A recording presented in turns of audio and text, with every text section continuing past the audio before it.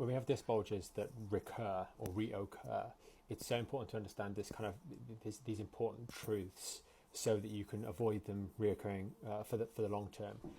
Now, aside from, let's just suppose you fell off a ladder and that's what caused the re-aggravation, most of the time it's not a significant strain or a significant strain that has resulted in this building back up. It's you bent down to put your socks on or some other sort of normal day-to-day activity that causes this re-aggravation of the disc bulge. And it's a re-injury, if you will.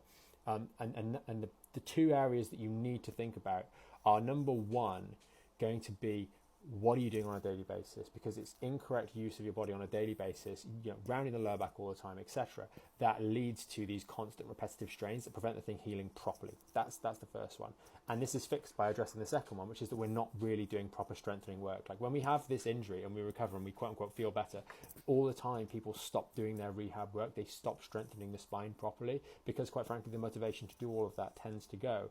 And sure, I know some people continue to do things like Pilates, etc., but that's not building a strong core. That's building good activation of the core muscles, but it's not building a strong core, because the strong core is the function of the core musculature alongside the lower back musculature, alongside the spine and its ability to bear load. And so you must, which is the thing that most people miss out, add back in load-bearing exercises such as the squat and the hip hinge in particular to properly build back up the strength of those discs, so they are much less vulnerable with each passing week, month and year to re-aggravations and re-injuries, and it will take significantly greater strain objectively to cause these to become injured again.